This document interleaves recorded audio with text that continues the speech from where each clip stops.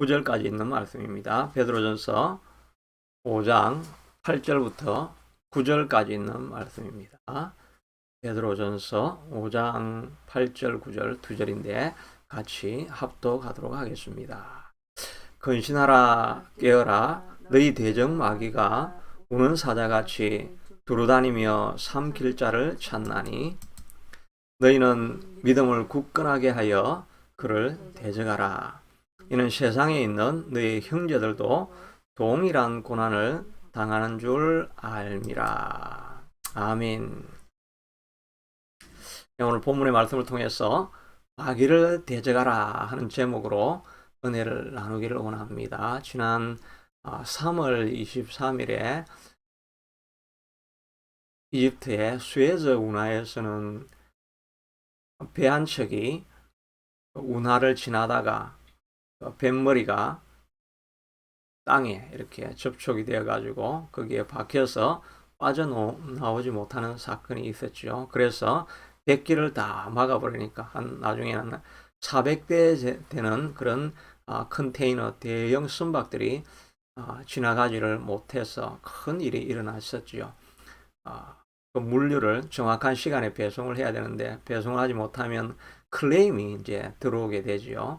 그러니까 원래는 그 통관료를 내는 때에 통관할 수 있게 되도록 이집트 그 운항청에서 모든 책임을 다 지고 있는데 걔들이 다 통과하지 못한 것 때문에 클레임을 걸고 그래가지고 그 견적을 손해배상 청구를 했는데 그 돈이 얼마였느냐 하니까 9억 5천만 불, 거의 뭐 천억 가까이 되는 그런 돈이 한 1, 2주 안에 손상을 보게 되어진 것입니다. 그래서 최근에 어제 신문에 보니까 그 원인이 이 운항청의 잘못이었는지 아니면 배 선주의 잘못이었는지 이걸 따지게 되었는데 자료를 보니까 선주의 잘못으로 드러났다고 이렇게 아마 여러분들도 뉴스를 보셨지요. 12분 동안에 선주가 그때는 아마 바람이 많이 불고 있었던 것 같습니다. 선주가 뭐 배를 맞추고 가려고 했는지 12분 동안에 8번이나 배 조종 방향을 바꾸었습니다. 이쪽으로 가라고 했다가 또 저쪽으로 가라고 했다가 이걸 8번이나 바쁘니까 결국 배가 균형을 잃고 그 땅에 처박히게 되어진 것이지요. 그래서 생긴 비용이 일본 에버그린호라고 하죠. 5억 5천만 불로 깎아서 청구를 하니까 일본에서는 1억 5천만 불만 주겠다. 그렇게 해서 이제 그 재판을 하게 되는 과정이 있다라는 그런 이야기를 들어보게 됩니다. 풍랑이 많이 일 때는 배선주가 정신을 바짝 차리고 배가 밀려가는지 안 밀려가는지 아주 조심스럽게 살펴보면서 바른 길을 갈 수 있게 되도록 그렇게 인도를 했어야 되는데 아마 정신줄을 아마 그 당시에는 놓고 있다가 배가 움직이니까 당황해서 왔다 갔다 이렇게 된 것이 아닐까 하는 생각을 해보게 되어집니다. 오늘 본문에 나와 있는 이 베드로 전서 5장에서도 베드로가 고난당하고 있는 풍랑이 많은 있는 그런 바다 가운데 있는 것 같은 그런 고난당하는 그리스도인들에게 지금까지 많은 권면을 했습니다. 겸손하라, 또 인내하라, 충성을 다하라, 또 낙심하지 말라 이런 경고를 하고 나서 오늘 본문에서는 이런 틈을 타서 사단이 공격해 오니까 깨어서 근신하고 마귀를 대적하라고 하는 이런 설명을 해주고 있는 것을 보게 됩니다. 이 선주도 풍랑 가운데 아주 정신을 바짝 차리고 있었으면 되는데 정신을 차리고 있지 않으니까 어느 구석에 처박혀서 뭐 5억 5천만 불 이로 상상할 수 없는 그런 손해배상을 받게 되는 것을 보게 됩니다. 우리도 깨어있지 아니하면 영적인 싸움에서 큰 실패를 당하고 낭패를 당하는 그런 수도 있는 거죠. 가끔 뉴스에 교회 지도자들의 어려움 이런 것들을 소식을 듣게 되는 것도 보면은 잘 달리고 있다가 그냥 한순간 잠깐 방심하는 틈에 어려움을 당하게 되는 것을 보게 되죠. 우리도 마찬가지입니다. 팬데믹의 곤란한 상황들 그런 것들 가운데 아마 그냥 편안하게 지내시는 분도 계실 것이고 정말 큰 인생의 위기를 당하고 어려움 가운데 있는 그런 분들도 계시리라고 생각이 되어집니다. 이럴 때일수록 우리가 더욱더 근신하고 깨어서 사단이 우리를 공격하지 못하도록 우리 자신을 잘 조심하고 살펴보는 것이 필요하리라고 생각이 되어집니다. 오늘 베드로가 이 영적인 싸움에서 사단을 대적할 것을 어떻게 말하고 있는가? 첫째는 근신하고 깨어있으라 라고 이야기를 합니다. 근신하고 깨어있다는 말은 여러 번 지금 반복되어져 있는 나오는 말씀인데, 근신하고 깨어있다는 말은 다시 말해서 늘 기도한 그런 삶을 살고 있어야 한다는 것이죠. 무릎 꿇고 기도할 때도 있고, 또 일어서서 걸어다니면서 기도할 때도 있고, 늘 하나님을 생각하는 그런 마음으로 살아가는 그런 것을 말하는 것이라고 할 수가 있죠. 예수님께서도 베드로와 제자들에게 깨어있으라고 말합니다. 겟세마네 동산에서 기도할 때 너희가 시험에 들지 않도록 깨어있으라 라고 이야기를 하고, 예수님은 기도를 피땀을 흘리면서 하시고 또 돌아와 보면 제자들은 자고 있습니다. 또 깨어있으라고 하고 또 갔다가 와보면 또 자고 있습니다. 그 다음에 또 세 번째 갔다가 돌아와서도 보니까 여전히 자고 있는 모습을 보고 있습니다. 그래서 앞에서 예수님께서 너희가 한 시간도 나와 함께 이렇게 깨어 있을 수 없더냐, 시험에 들지 않게 되도록 깨어 기도하라, 이렇게 말씀하고 있습니다. 우리가 정말 한순간이라도 기도하는 마음, 이런 것들을 놓쳐버리면 어느 순간인가 사단이 틈을 타고 공격하는 것을 보게 됩니다. 이렇게 기도하고 있지 않다가 베드로가 일어나서 한 일은 로마 병사들이 잡으러 오니까 칼을 빼가지고, 예수님은 한 번도 칼을 빼라고 한 적은 없고 사랑하라는 이야기만 했는데 칼을 빼가지고 말고의 귀를 베는 일까지 있었습니다. 그리고 예수님이 법정에 잡혀가니까 그 앞에서 그 계집 여종이, 하녀 여종이 너도 악센트를 보니까 갈릴리에서 온 사람 맞지, 너도 예수님 쫓아다니는 사람이잖아, 한패잖아, 이렇게 이야기를 하니까 한패라고 해서 뭐 죽이지도 않을 텐데 갑자기 두려움이 엄습하니까 나는 모르는 사람이다, 마지막에는 저주하고 맹세하면서까지 나는 예수를 모른다 라고 이렇게 예수님을 부인하는 자리까지 떨어지는 그런 일이 있었죠. 이렇게 떨어지지 않기 위해서 예수님께서도 너희도 시험에 들지 않게 되도록 기도하고 깨어있으라 라고 이야기를 하는 것입니다. 우리가 기도하는 자리, 하나님을 찾는 자리에서 많이 떨어져 있다고 한다면 내가 어느 순간에 사단의 밥이 될지도 모르겠구나, 이런 자기 자신을 보면서 경각심을 가지고 두려워하는 마음을 가지는 것이 필요할 것입니다. 기도를 해도 기도가 잘 되지 않는다, 그렇게 할 때 내가 하나님하고 참 많이 멀어져 있구나, 그때 더 하나님 앞에 메어 달리면서 하나님 이름을 부르지만 하나님의 음성을 들을 수 없습니다 하고 메어 달리고 하나님 앞에 더욱더 가까이 갈 수 있는 우리가 되어야 할 것입니다. 사단은 잠자지 않습니다. 언제나 깨어서 어느 순간 어떤 틈을 비집고 우리에게 들어올 줄을 모르는 것입니다. 그래서 에베소서 4장 26절에도 분을 내어도 죄를 짓지 말며 해가 지도록 분을 품지 말고, 사단이 마귀에게 틈을 주지 말라고 이야기를 하는 것입니다.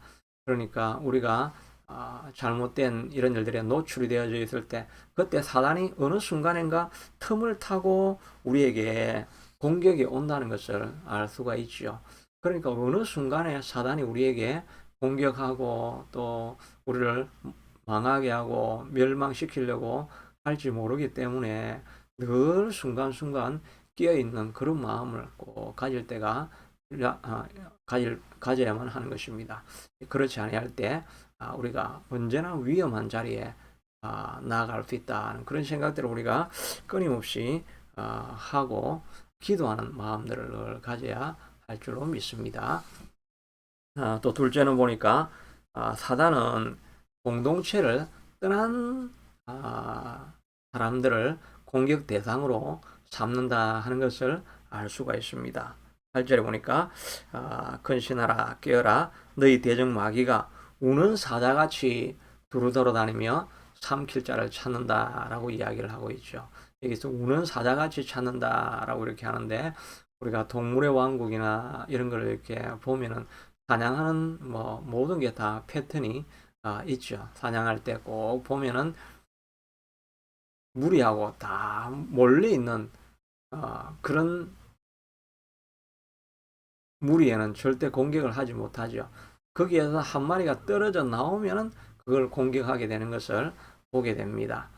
늑대도 보니까 다 마찬가지로 그렇게 사냥을 하더라고요. 맘모스 같은 그런 물소들이 이렇게 막 이렇게 있는데, 이 들개들이나 또 늑대의 전략은 다 똑같습니다. 그냥 좌편 우편으로 막 몰다가, 예, 이 소떼들이 한 곳에 몰려 있다가 두려움 때문에 갑자기 두려움을 느끼기 시작하면 얘들이 막 달리기를 시작합니다. 막 달려가기 시작하면, 그러다 보면 길이 엇나가게 되어지고 한두 마리가 무리에서 떨어져 나오게 되는 것을 보게 됩니다. 그러면 그 한두 마리 떨어져 나온 것을 끝까지 공격해 가지고 자기 몸집보다 훨씬 큰 물소를 이렇게 잡아먹는 것을 보게 됩니다. 그러니까 사단이 하는 일은 어떻게 하든지 우리를 불리하게 만드는 것을 볼 수가 있는 것입니다. 그러니 우리가 늘 경계해야 될 것은 공동체와 또 예배 드리는 무리에서 벗어나지 않게 되도록 우리가 늘 조심을 해야 되겠죠. 특별히 이런 코로나 가운데 이제 우리가 지금까지 오래 있어 왔기 때문에 모이는 데서 분리되어져 있을 때 더 우리가 연약한 그런 상태에 있다는 것을 알고, 더 마음을 경건한 경계심을 가지는 것이 필요할 것입니다. 사단은 어떻게 공동체에서 우리를 분리하게 됩니까? 이 불평불만하는 마음을 넣어주게 되는 것입니다.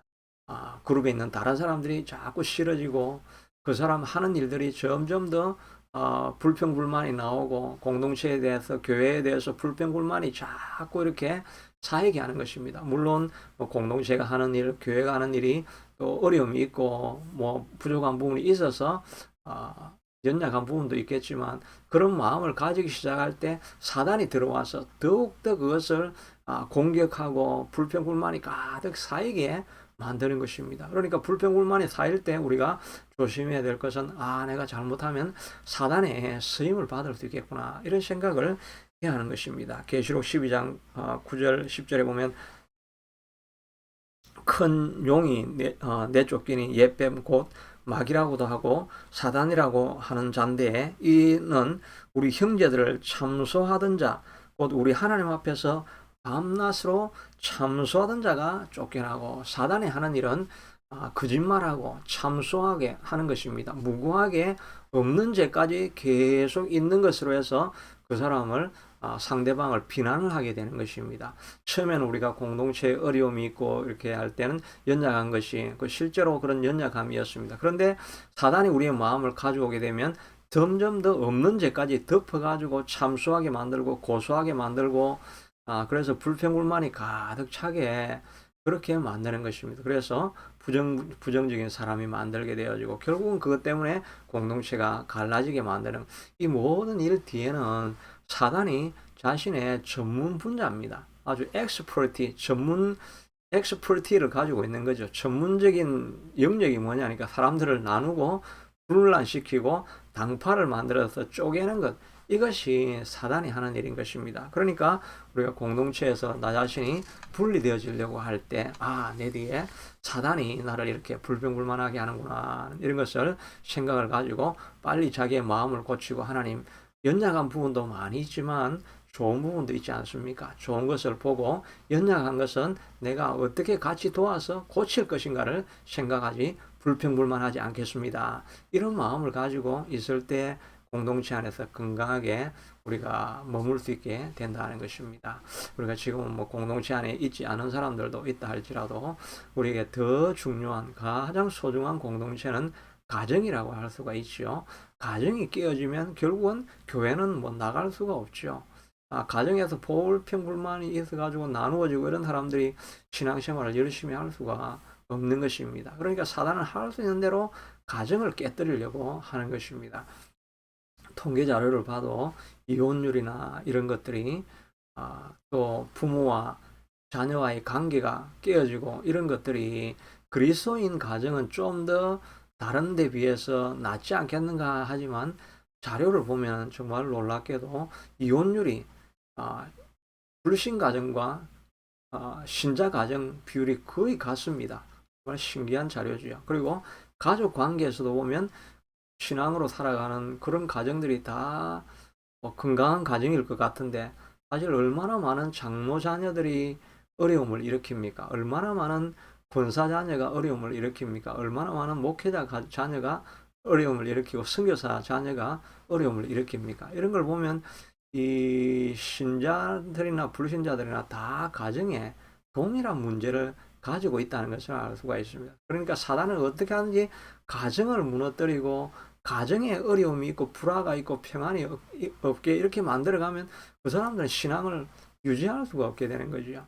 그러니까 가정이라는 공동체 안에 불평불만이 일어나고 낙심이 일어나고 이렇게 할 때 사단이 우리를 틈타는구나. 이 싸움에서 이겨야 되겠다. 이런 마음으로 나아갈 수 있게 되기를 바랍니다. 그래서 꼭 자기 전에 부부가 반드시 손을 잡고 기도하면서 하나님 불쌍히 서로를 여겨주시옵소서 이렇게 하면서 불평불만이 있어도 기도하면서 다 토해내니까 기도로 승화되어져서 이겨나갈 수 있게 되는 것입니다.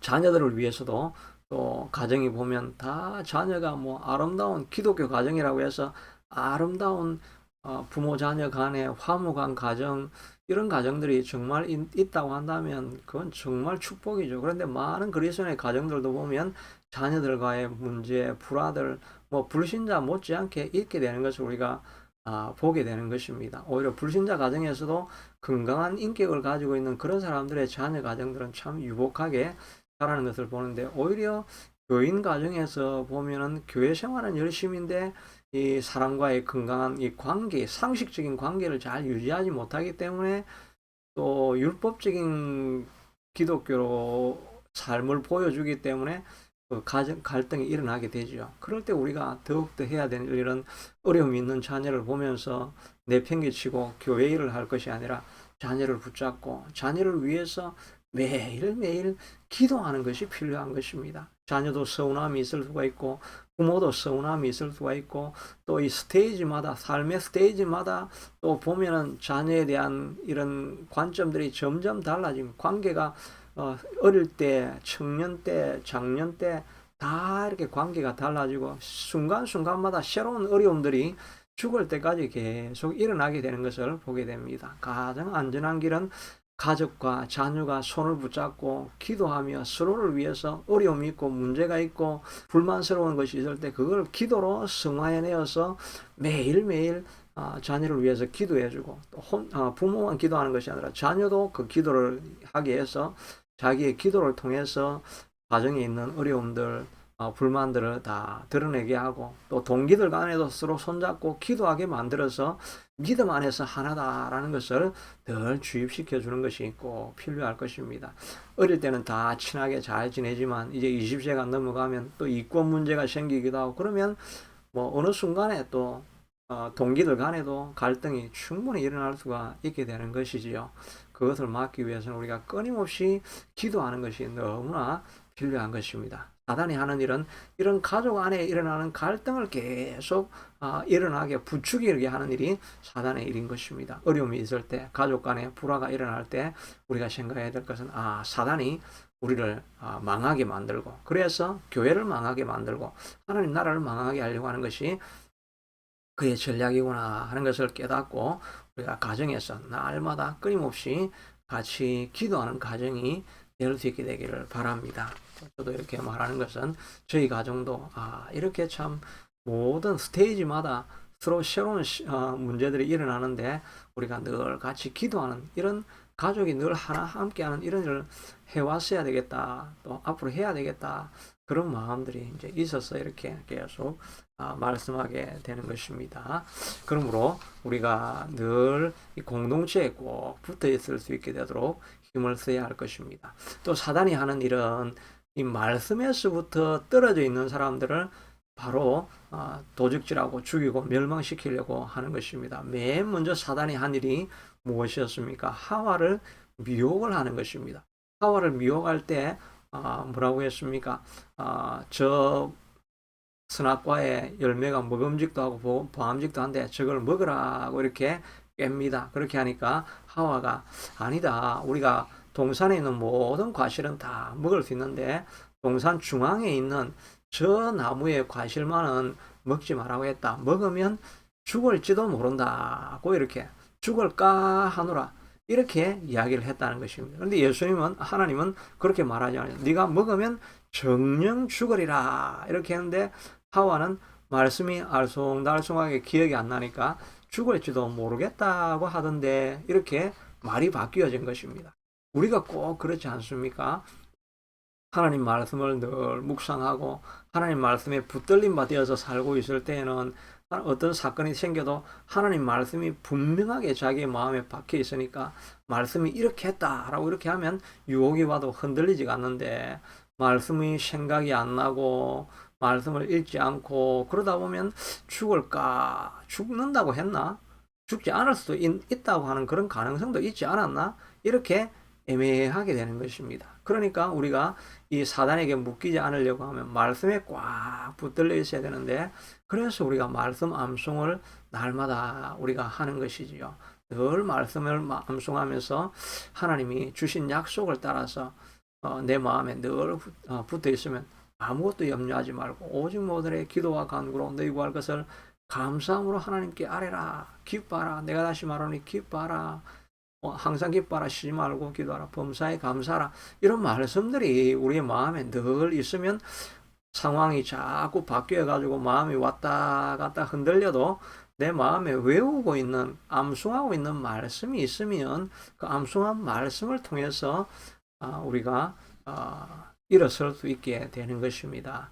그래서 제가 이제 유튜브 다른 채널을 하나 만들어 가지고 거기에서 암송할 수 있는 말씀을 제가 지금 한 동영상을 한 10개 정도 이렇게 올려놓았는데 그 채널로 이렇게 가시면 그걸 찾아서 쭉 밤에도 들어보면 밤에 잘 때도 계속 듣고 자라고 7시간짜리도 이렇게 만들어 놓고 하지 않았습니까? 그 말씀을 계속 읽고 듣고 암송하고 해서 말씀에 꽉 붙들린 바 있으면 사단이 우리를 흔들지 못하게 될 줄로 믿습니다. 또 셋째는 믿음을 굳게 쓰라고 말하고 있습니다. 9절에 보니까 너희는 믿음을 굳게 하여 그를 대적하라. 믿음을 굳건하게 하라는 것입니다. 하나님이 주신 약속을 굳건하게 붙들고 있으라 하는 것입니다. 그런데 믿음이 무엇입니까? 믿음은 바라는 것들의 실상이요 보이지 않는 것들의 증거라고 하지 않았습니까? 보이지 않는 것을 붙들고 있는 게 믿음이니까 얼마나 보이지 않는 것이니까 얼마나 흔들리기가 쉽겠습니까? 우리가 보이는 것을 딱 보고 있으면 늘 그게 보이니까 저 대상 내가 저건 알고 있지 이렇게 우리가 알고 있죠. 트루도가 우리 국가 그 총리라는 거는 늘 TV에 나오니까 TV 보면 총리가 있구나 이렇게 알게 되죠. 근데 하나님은 눈에 보이지가 않지 않습니까? 그러니까 우리가 굳건하게 서 있을 수가 없는 것입니다. 그런데 믿음은 바라는 것들의 실상이요 보이지 않는 것들의 증거라고 이렇게 말씀을 하고 있으니까 날마다 자기 자신의 믿음을 돌아보고 굳건하게 세우는 것이 필요합니다. 사단은 우리가 믿음으로 나아가서 무엇인가를 막 이루어 가려고 하면 끊임없이 우리에게 안 된다. 부정적인 이야기를 자꾸 하고 방해를 하고 우리를 낙심시키게 되는 것을 보게 됩니다. 사단의 가장 큰 무기가 낙심하게 하는 것이죠. 엘리야도 갈멜산에서 그렇게 큰 불이 내려오게 하고 간절히 기도했더니 3년 반 동안 오지 않는 비가 그냥 억수 같은 소나기가 내리고 천지를 변화시킬 수 있는 그런 능력이었는데 어느 한순간 이세벨의 말을 듣고 낙심이 되어지니까 자기 자신을 바라보게 되죠. 그래서 로뎀나무 아래서 나는 내 열조보다 낫지 못하나이다. 엘리야만한 사람이 없었습니다. 어떤 선지자도 엘리야만 하지 못했습니다. 그럼에도 불구하고 나는 아무것도 못하는 존재입니다. 너무나 무기력증에 다 떨어져 버리는 것입니다. 사단이 우리를 이렇게 완전히 무기력하게 만들어가는 그런 일을 하는 것입니다. 이런 일이 있을 때마다 우리가 하나님 앞에 간절히 붙들려 있어야 할 것입니다. 어느 영화 감독님이 간증을 하셨던 것을 들어보았는데, 옛날에 아주 영화 감독으로 나와가지고 아주 크게 흥행을 하고 아주 뭐 많은 작품들을 만들어내가지고 크게 성공했는데, 얼마 지나고 나서 내는 작품들마다 흥행이 안 되니까 이때까지 모아놓았던 돈 다 까먹어버리고 빈털터리가 되어버려서 먹고 살 음식도 전셋집도 없는 것입니다. 그러니까 너무너무 낙심이 되니까 내가 이렇게 살아서 뭐 하겠나, 앞으로 내가 일어설 수가 있겠나, 또 뭐 가족을 바라보니까 제대로 부양도 못하는 나같이 부족한 제가 뭐 하겠나, 이런 생각이 자꾸 들으니까 정말 이 땅에 살 필요가 없겠다 이런 생각하는데, 정말 소리가 너는 살아서 살 필요가 없는 존재야, 가서 죽어야 돼, 가서 죽어야 돼, 이게 그냥 생각이 아니라 진짜 그런 사단의 소리가 진짜 들리더라는 것입니다.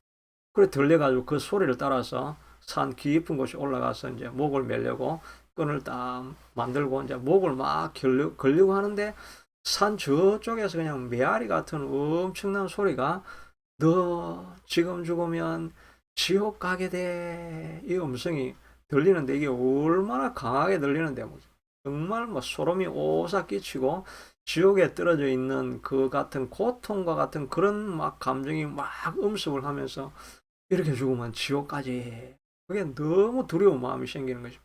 그래서 그걸 자살을 포기하고 내려와서 지금은 뭐 간증까지 하면서 신앙의 새로운 삶을 살게 되는 것을 보게 되는데, 사단이 하는 일이 이렇게 사람을 다운시켜 가지고 죽게 만들고 아무런 소망도 꿈도 없다라고 이렇게 말해주는 것입니다. 이럴 때 우리는 더욱더 믿음을 가지고 굳건하게 서야 할 것입니다. 말씀을 굳건하게 붙들어서 대자 하나님의 말씀이 능치 못하심이 있겠느냐, 하나님을 사랑하는 자에게는 합력하여서 모든 것이 선을 이루지 않겠느냐, 큰 산아 내가 무엇이냐, 스룹바벨 앞에서 평지가 될 수 있다.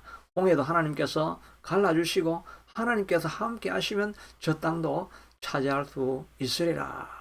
이 약속의 말씀을, 믿음을 주는 말씀을 계속 암송함으로 말미암아 사단이 우리가 환경을 보면서 낙심하고 절망하려고 할 때 주님 말씀으로 하나님 나는 일어설 수 있습니다, 이런 고백을 가지고 나아가서 사단을 대적해서 이길 수 있게 되기를 축복합니다. 그러므로 우리가 사단을 대적하기 위해서 근신하고 깨어서 기도로 늘 깨어 있을 수 있게 되기를 바랍니다. 또 마음이 약해지려고 할 때 공동체와 가족이 가장 중요한 줄로 알고 서로를 위해서 끊임없이 기도함으로 말미암아 비방하지 말고 격려하고 기도함으로 말미암아 무너져가는 공동체를 세워가고 서로를 격려하여서 좋은 공동체로 이루어 나갈 수 있게 되기를 바랍니다. 사단이 우리를 낙심시키려고 할 때 믿음의 말씀에 꽉 붙들려서 언제나 일어설 수 있고 새로 회복할 수 있게 되기를 바랍니다.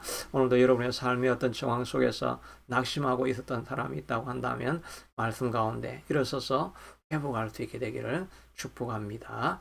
자비하신 아버지 하나님, 근신하고 깨어 있어야 되겠습니다. 사단이 끊임없이 우리를 사로잡기 위해서 싸우고 있는데, 하나님 우리가 대적하여서 이길 수 있게 되도록 늘 기도와 말씀과 성령 충만함으로 깨어 있을 수 있는 우리가 될 수 있게 하도록 주님 도와 주시옵소서.